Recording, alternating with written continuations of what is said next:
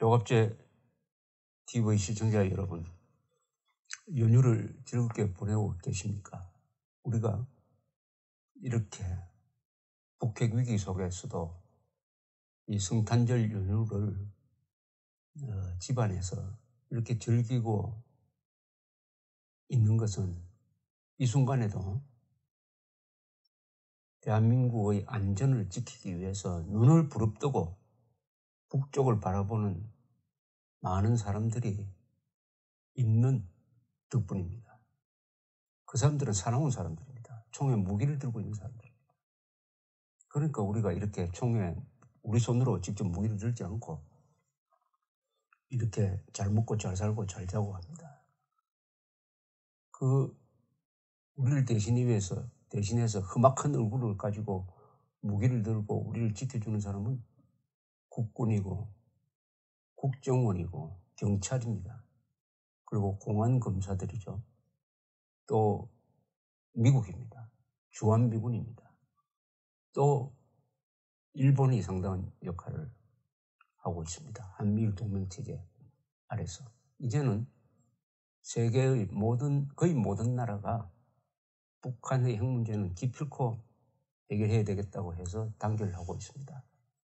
그때 보면 세계가 다 우리 편입니다. 세계가 다 우리 편입니다. 북한만 빼고, 이 말도 잘못했습니다. 김정은만 빼고. 북한 주민들도 사실은 우리 편이겠죠. 김정은과 지금 세계의 대결로 가고 있습니다. 우리는 대한민국에 있는 종북 좌파 세력, 김일성에게 영혼을 판 김일성주의자들 빼고 다수의 한국인들은 그래도 문명 세력 편에 서 있습니다. 착한 사람들 편에 서 있다 이 말입니다. 착한 사람들 편에 서 있다. 이런 적이 이번이 처음이 아닙니다. 그 전에도 있었는데 그게 바로 1988년 서울올림픽 때입니다. 서울올림픽이 바로 당시는 김일성 때인데 김일성과 세계 전체의 대결 구도를 이뤘던 때입니다.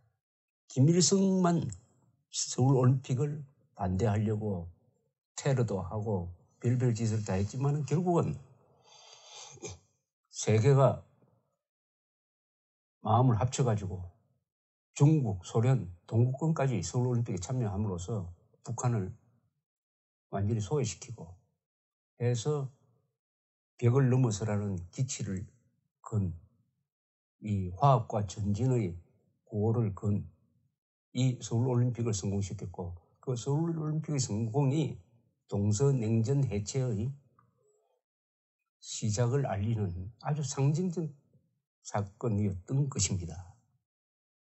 서울올림픽과 6.25를 비교하면 6.25 때 한국에 몰려온 기자들은 한국의 참상을 지냈지만 1988년 9월 17일 개막된 서울올림픽을 취재하러 온 약 10,000명이나 되는 기자들은 한국의 발전상 벽을 넘어서 하나가 된 이 세계 사람들의 축제, 인류 영원을 전했던 좋은 뉴스였습니다.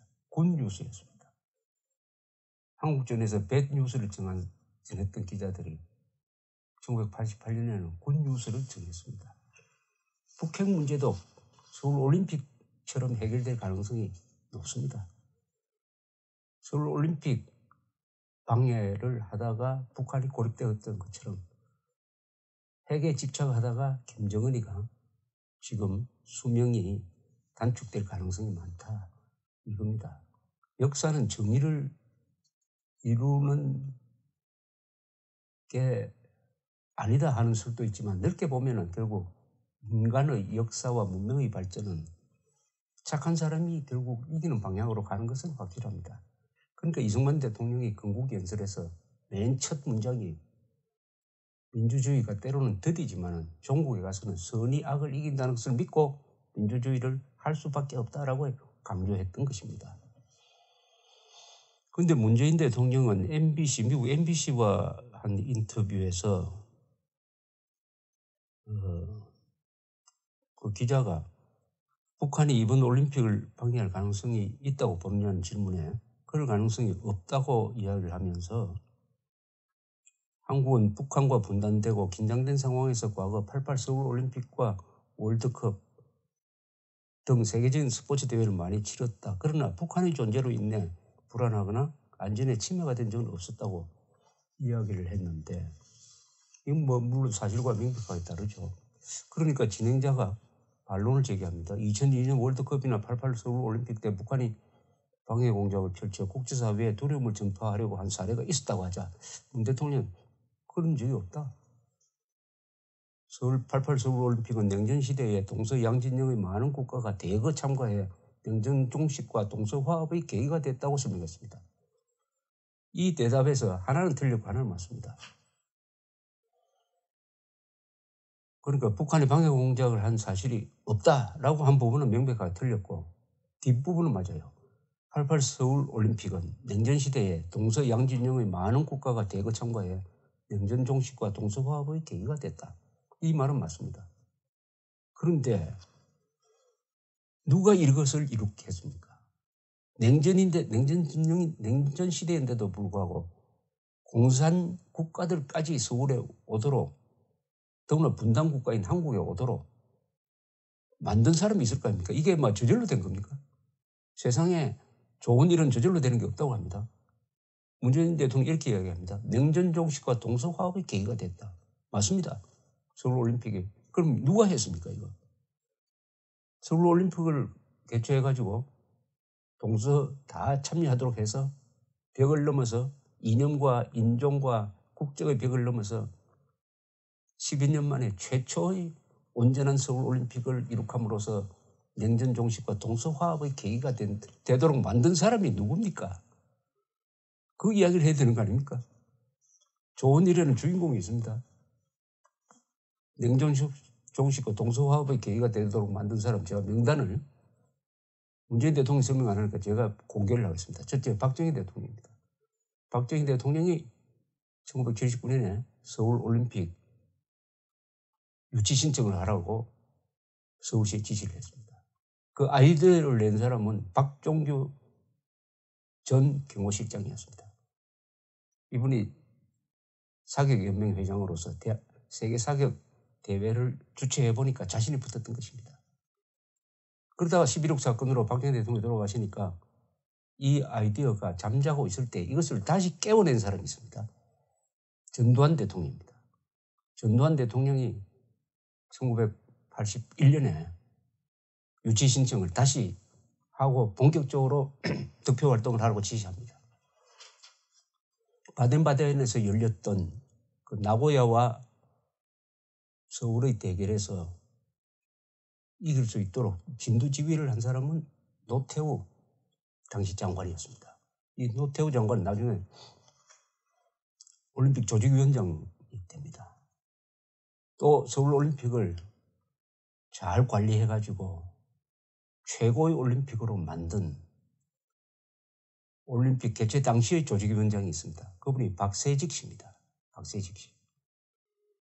이런 분들이 공로자입니다. 이런 분들이 공로자예요. 또 서울올림픽의 개념을 벽을 넘어서 그 감동적인 개회식의 개념을 벽을 넘어서 브레이킹 다운 더 월로 정한 이어령 씨의 공로도 있습니다. 여기에 거론하지 못한 수많은 공무원들, 사명감 있는 공무원들, 민주화의 열병을 앓고 있으면서도 올림픽 하나만은 성공시켜야 되겠다는 국민들의 좋은 뜻, 착한 마음이 다 합쳐져서 냉전 종식과 동서화합의 계기를 만든 거죠. 그래서 이 문재인 대통령만 아니라 우리 국민 다수가 이 서울올림픽이 어떻게 성공했는지에 대해서 사실은 잘 모릅니다. 왜 잘 모르냐? 한국 사람은 대충 나쁜 이야기, 폭로성 이야기 이런 것은 잘 기억을 하려고 하는데 좋은 이야기는 좀 무관심해요. 성공 이야기는 잘 듣지 않으려고 합니다. 성공 스토리, 어마어마한 성공을 했는데 성공 스토리가 없어요. 또 기록이 좀 부실합니다. 새마을운동, 서울올림픽, 중화공업건설 이것보다는 뭐 노동자가 어디서 분신 자살을 했다든지 광주 사태라든지 뭐 이런 걸 더 길이 간직하려고 하는 그런 게 있습니다. 이게 이제 피해자 의식인데 저항 의식이라고 그럴까요? 뭐 그것도 필요합니다. 그러나 대한민국이 이렇게 큰 나라가 되면은 성공 스토리의 주인공들을 알아야 합니다. 자, 냉전 종식과 동서화합의 계기를 만든 이 서울 올림픽을 방해하기 위해서 81년부터 88년까지 7년 동안 끈질기게 노력한 집단이 바로 김일성 집단이죠. 그 김일성 집단을 너희 테러, 위협을 꺾어가면서 한국 정부와 당시 IOC 올림픽위원회죠. 그때 사마란치, 바르셀로나 출신 사마란치 스페인 위원장이 있었습니다. 이 사람들이 노력한 것은 이 좋은 외교사에 해당됩니다. 이것은 우리가 기억해야 됩니다. 고마운 사람들. 여기에 힘썼던 사람들의 이야기를 제가 한번 정리를 해보겠습니다.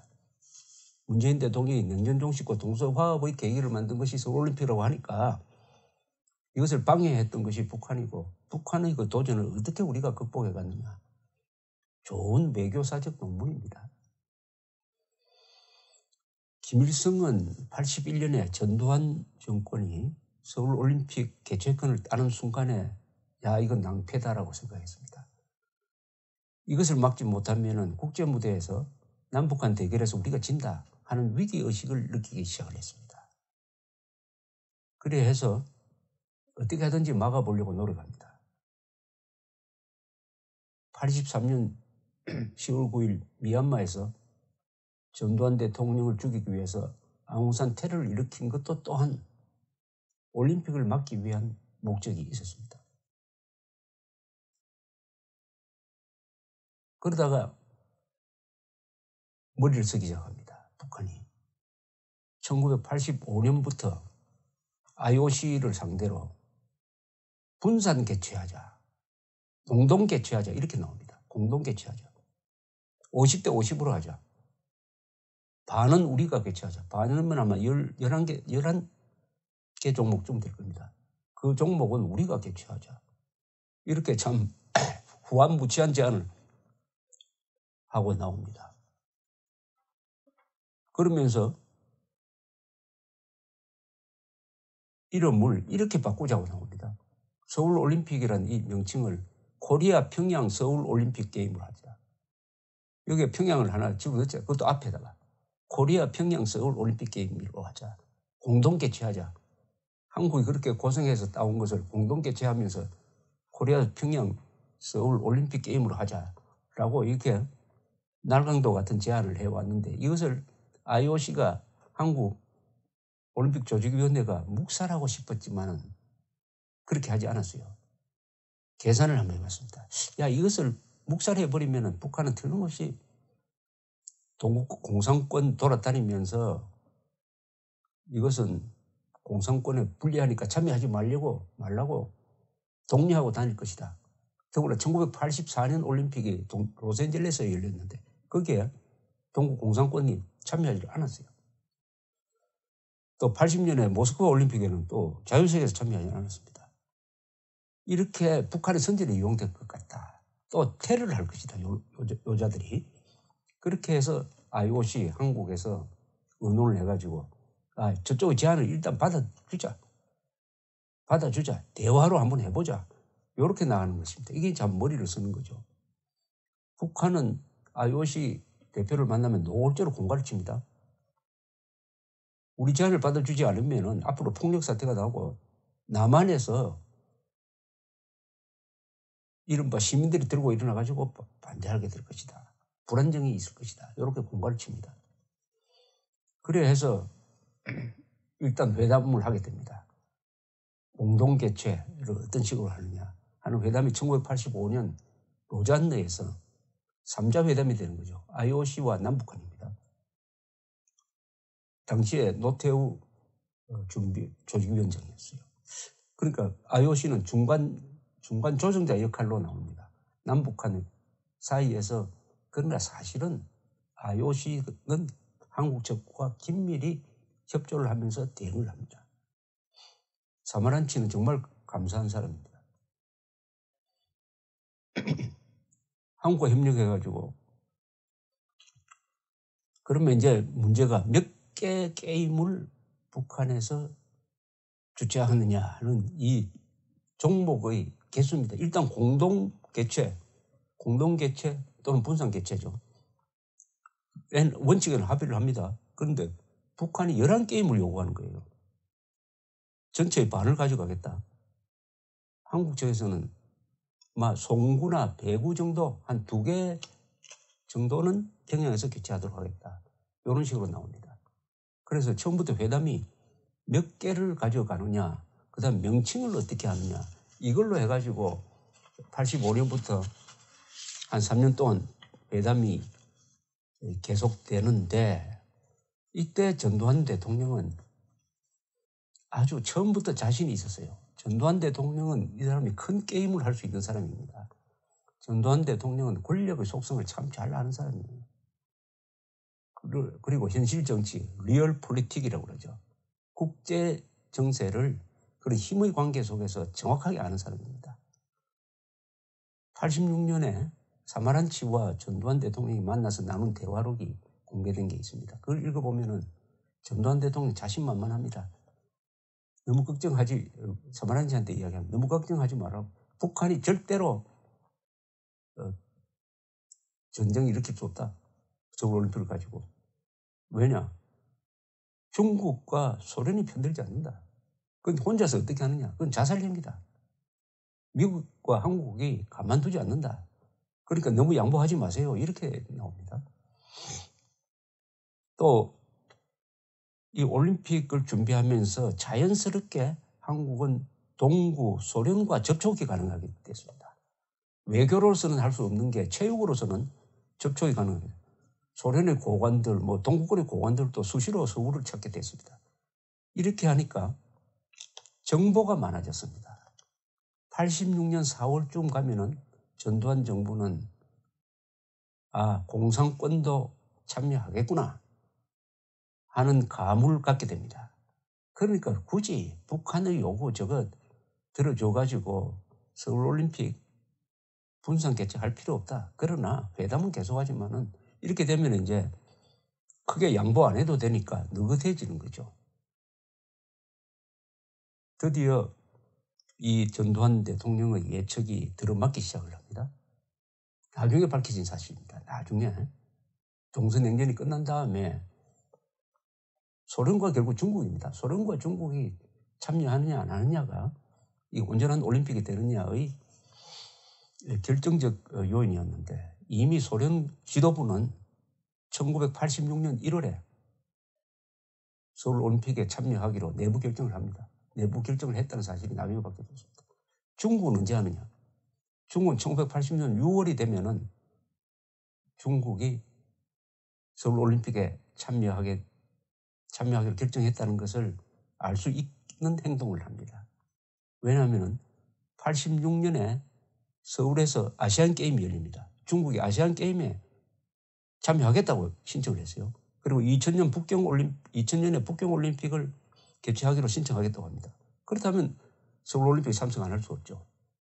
소련과 중국의 참여 의사가 86년쯤 되면은 이미 확인이 되는 겁니다.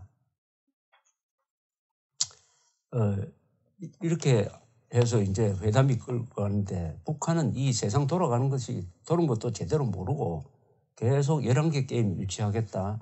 그 다음 나중에 좀 줄여가지고 그럼 5개, 6개 정도로 깎을 수도 있다. 이렇게 나가는 겁니다. 이 공산권이 지금 어떻게 돌아가고 있는지는 몰라요. 김일성이가 이제 났습니다. 김일성이는 이 서울 올림픽을 한국에서 개최하면은 우리가 얼마나 곤란하게 되는지를 김정일보다 훨씬 더 피부로 느꼈던 사람입니다. 그래도 김일성이는 한때 비동맹 외교를 하면서 세계 정세를 좀 아는 사람이에요. 그래서 그 중대성을 알고 1986년에 당시에 국제 담당 비서를 하던 황장엽 황장엽 비서를 소련으로 보냅니다. 나중에 한국으로 탈출한 분이죠. 그래서 소련에서 고르바초프는 직접 만나지 못하고 황장엽 비서가 고르바초프의 측근인 알렉산드르 야코블레프라는 사람을 만나가지고 우리가 지금 공동 개최하기 위해서 협상하고 있으니까 소련이 공개적으로 우리를 좀 지지해 줬으면 좋겠다. 이렇게 부탁을 하는데 야코블레프가 거절을 합니다. 그럴 때가 아니다라고 아주 완곡하게 거절을 합니다. 드디어 김일성이가 1986년 10월에 소련 모스크바로 갑니다. 1년 전에 서기장으로 등장해가지고 개혁개방 정책을 펴려고 하고 있던 고르바초프를 만납니다. 고르바초프를 만나가지고 고르바초프한테 부탁을 해요.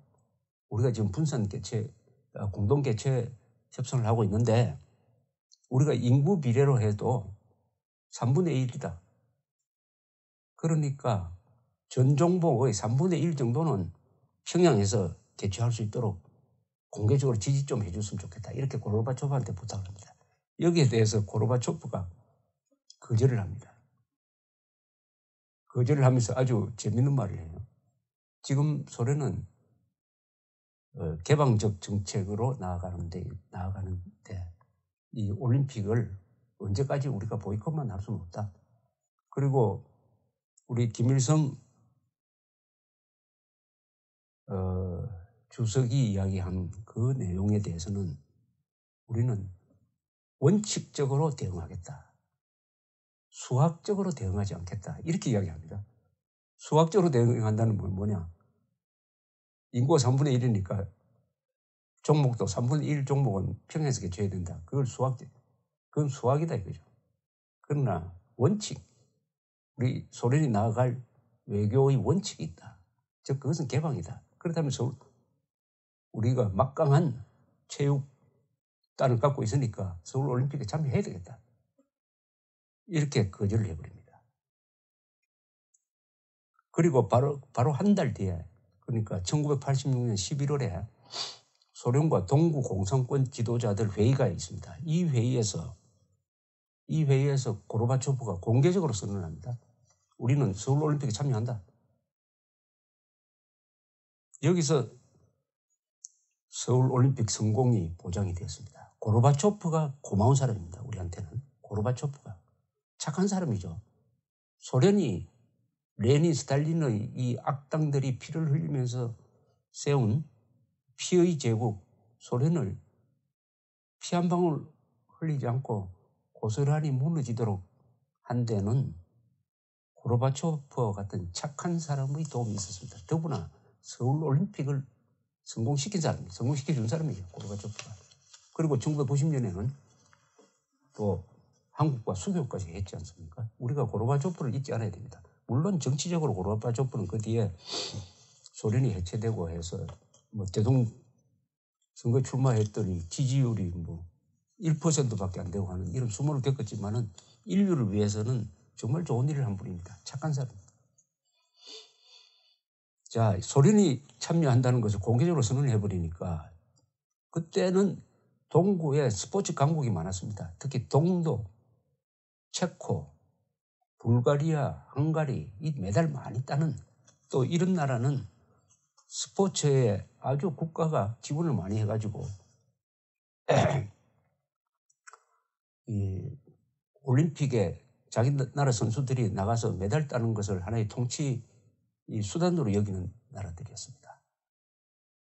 오랜만에 온전한 올림픽이 개최되고 더구나 소련이 참여를 결정했다는 것을 알고는 동독의 호네크가 재빨리 동독의 참여를 결정합니다. 사마란치한테 우리 참여하겠다고 이야기합니다.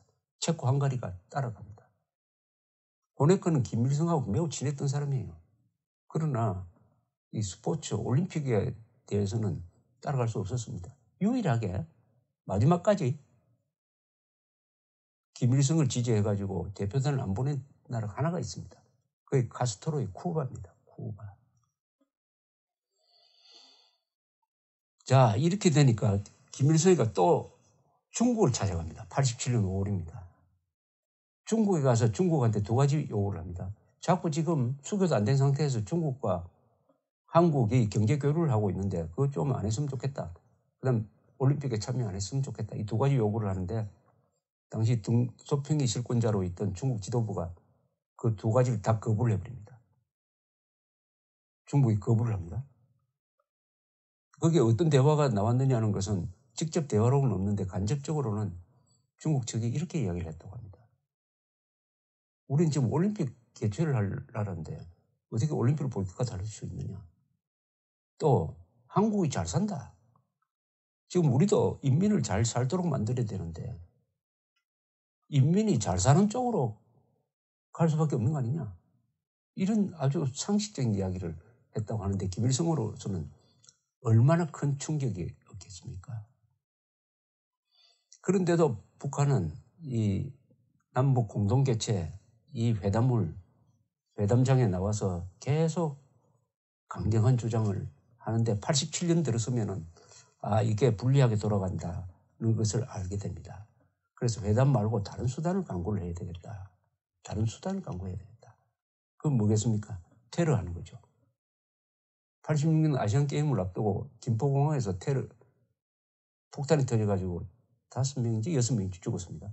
그 범인은 아직도 잡지를 못했는데 거기 남겨진 여러 폭발물을 보면 북한 소행으로 추정이 됩니다. 87년 무렵에 가면은 평양은 이제 IOC 사마란치를 협박을 합니다. 무슨 무등산 결사대인가 하는 그 위장 명칭을 이용해가지고 사마란치에 막 협박 편지도 보내게 하고 남한에서 반정부 시위가 일어나도록 하겠다고 한다든지 이렇게 하는 거죠. 이런 상황에서 대한항공 폭파 사건이 일어난 겁니다. 대한항공 폭파 사건이 1987년 11월 29일에 일어난 것은 이런 역사적 배경이 있습니다. 즉 외교적 수단으로 동구 공산권이 여기에 서울올림픽에 참여하도록 김일성까지 나서가지고 모스크바 북경을 쫓아다니면서 아무리 말려도 안 된다. 그러면은 이제는 테러를 한번 해서 아예 참여 못하도록 불안 요인을 조성하겠다. 그게 바로 김승일, 김현희를 시켜서 테러를 하게 만드는 건데, 테러를 만드는 건데, 김현희의 정언을 제가 직접 소개를 해드리겠습니다.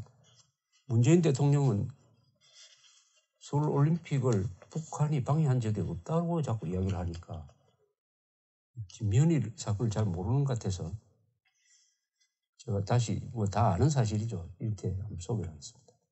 제가 김현희 전담 기자는 아니지만 김현희 씨를 최초로 인터뷰한 다음에 책을 한 두 권쯤 썼습니다. 김현희의 전쟁이란 이 책에 33페이지에 나오는 대목인데 이때 김현희는 어디 있었냐면 중국 광주에 있었습니다. 거기서 지금 잠복하고 있었죠. 1987년 10월 4일에 김현희 보고 빨리 평양으로 돌아오는 지시가 내려졌습니다. 돌아가서 초대소, 별장쯤 되죠. 초대소에 가니까 대외정보조사부장이 나왔습니다. 이것은 테러를 주로 해외 테러, 납치를 주도하는 부서예요. 성이 이십니다. 이 모 대외정보조사부장이 나와서 김현희한테 이렇게 명령을 전달하는 것이었습니다. 김현희가 안기부에서 진술한 내용입니다. 이번 동무들이 수행해야 할 임무는 남조선 비행기를 제끼는 것이다. 남조선 비행기 폭파 목적은 88 서울올림픽을 앞두고 남조선 괴뢰의 2개 조선 책동과 준동을 막고 저들에게 큰 타격을 주기 위한 것이다. 이 임무는 중요하고 어려우며 특히 비밀이 담보되어야 한다. 시간이 별로 없으니 완전한 임무 수행을 위한 준비 작업을 철저히 하라. 이번 임무 수행 과정에는 완전한 일본 사람으로 위장해야 한다. 그리고 나중에 이것은 김정일의 지시라는 말을 한 번 더 덧붙입니다. 최 과장이라는 자가 이것은 김정일 동지의 친필 비준이 난 계획이므로 수정할 수 없다. 자그마한 그 루트도 수정할 수 없다. 이렇게 나옵니다. 그러나 다행히 나쁜 짓 하는 사람이 있으면 좋은 일을 하는 사람도 많습니다. 테러에는 폭파에는 성공했고 115명을 죽이는 데까지 성공했으나 김현희가 생포되었습니다.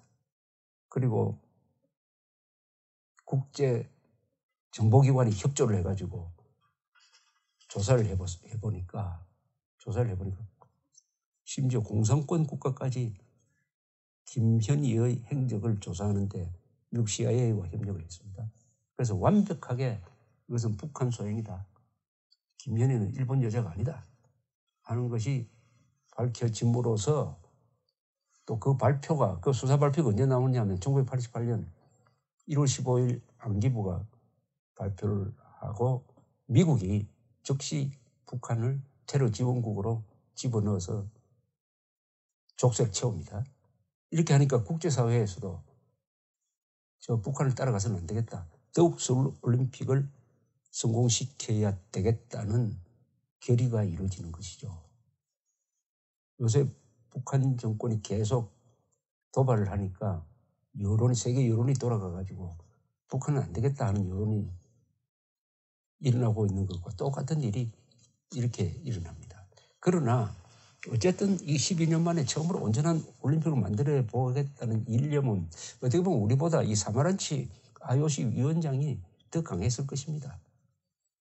그래서 1988년 1월 21일 날 노태우 대통령 당선자, 곧 취임할 노태우 대통령 당선자한테 이 기간에 팀 스피리트 훈련을 좀 취소해달라고 요구를 합니다. 그러나 노태우 대통령은 단호하게 거절합니다. 이때 가면은 이미 전두환 노태우 이 정부는 자신만만했습니다. 이제는 북한한테 끌려다닐 필요가 없고 이제는 세계가 우리 편이다. 이렇게 된 거죠. 그래도 미국은 이 서울올림픽의 성공을 위해서 여러 가지 노력을 합니다. 미국은 그래도 북한을 자제시킬 수 있는 나라는 소련밖에 없다 해서 레이건 대통령이 직접 나서가지고 소련에 북한이 불장난하지 못하도록 소련이 좀 제동을 걸어줬으면 좋겠다. 이렇게 이야기를 합니다. 이 레이건 대통령은 일기를 쓰는 사람인데 그분이 쓴 일기에 보면은 김현희가 붙잡힌 이야기, 서울올림픽의 안전을 위해서 소련에 이런 요구를 했다는 이야기가 적혀 있습니다. 얼마나 서울올림픽 성공을 위해서 레이건 대통령까지 나섰느냐 하는 것을 알면은 고르바초프도 감사하고 레이건 대통령이 정말 감사한 거죠. 서울올림픽 성공을 위해서는 한국 사람만 힘쓴 것이 아니라 세계의 좋은 사람들이 다 사마란치, 고르바초프, 레이건 대통령, 그 등소평까지도 협력했다는 것을 우리가 알아야 합니다.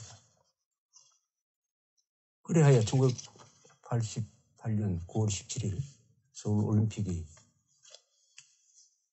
성공적으로 개최되었습니다. 다만 한 가지 아쉬운 것은 전두환 대통령이 한국 내의 여론 악화로 그 자리에 참석하지 않았다는 것이죠. 서울올림픽의 성공을 농공행상을 한다면은 금메달을 받아야 될 사람은 전두환 대통령입니다. 전두환 대통령. 그분이 그 자리에 참석하지 않았다 하는 것은 참으로 아쉽고 더 아쉬운 것은 아직도 서울올림픽 성공에는 전두환 대통령의 역할이 결정적이었다는 것을 모르는 사람이 많고 문재인 대통령까지 나서가지고 서울올림픽에 북한의 방해 공작이 없었다 면서 냉전 종식과 동서화합의 계기가 됐다. 이렇게 앞뒤가 맞지 않는 역사에 대한 잘못된 이해가 있어서 오늘 좀 다소 길지만은 이런 말씀을 드렸습니다. 서울 올림픽은 대한민국 사람들이 이룩한 위대한 성공일 뿐만 아니라 공산권 붕괴로 이어져서 인류가 평화롭게 살 수 있도록 만드는 데도 역할을 했고, 그런 좋은 일을 하다가 보니까 희생자도 있었습니다. 아웅산 테러 17명 희생자, 그리고 대한항공 폭파 사건으로 돌아가신 115명, 그리고 김포공항에서 있었던 테러로 5명 정도 이렇게 죽었습니다. 이분들의 희생도 같이 한번 기억하면서, 특히 한국 사람들이 아닌 사람, 고르바초프, 레이건, 사마란치의 이름도 우리가 같이 기억해야 하겠습니다. 감사합니다.